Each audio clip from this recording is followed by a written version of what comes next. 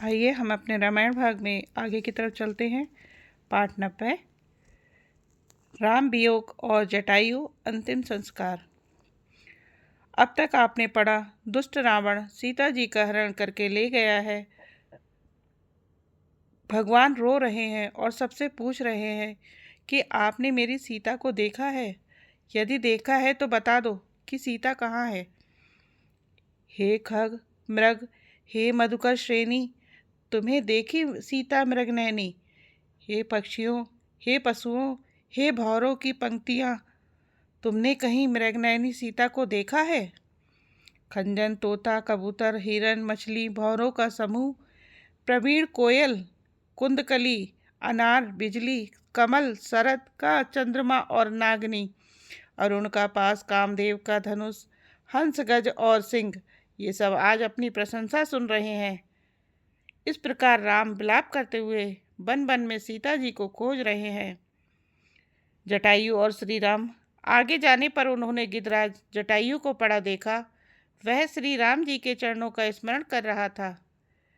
कर सरोज सिर पर सेऊ, कृपा सिंधु रघुबीर, निरखि राम छवि धाम मुख, विगत भई सब पीर।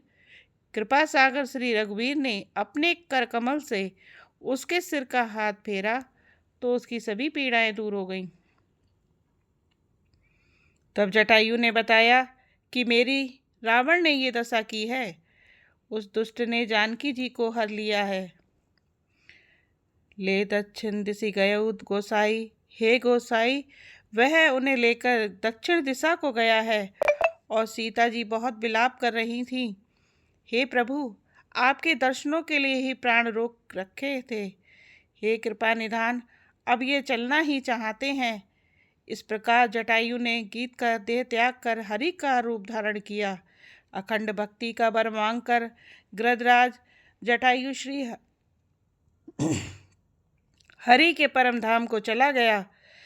श्री रामचंद्र जी ने उसकी दाह क्रम आदि सारी क्रियाएं यथा योग्य अपने हाथों से की, क्योंकि अपने पिता का अंतिम संस्कार नहीं कर पाए थे और जटायु भी मेरे पिता तुल्य हैं, इसलिए अंतिम संस्कार किया है।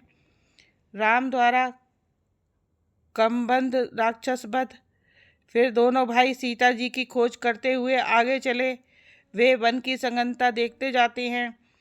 श्री राम जी ने रास्ते में आते हुए कमबंध राक्षस को मार डाला। वह बोला, दुर्वासा जी ने मुझे श्राप दिया था, अब प्रभु के चरणों को देखने से वह पाप मिट गया।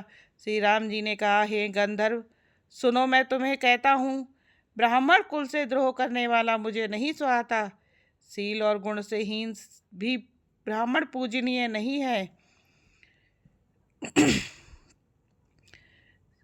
गुण से हीन भी ब्राह्मण पूजनीय है।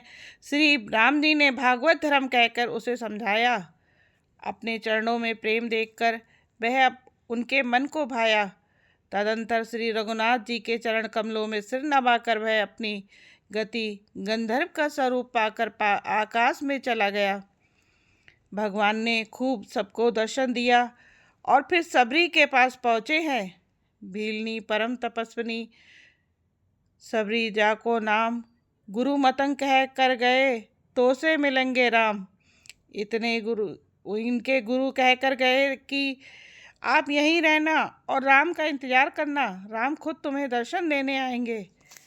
इसी के साथ ये रामायण पाठ का ये भाग भी संपन्न हुआ। हम आगे फिर मिलते हैं आपसे अपने रामायण भाग में। जय श्री राम। आप चैनल को लाइक शेयर सब्सक्राइब करें और पुण्य के भागी बने।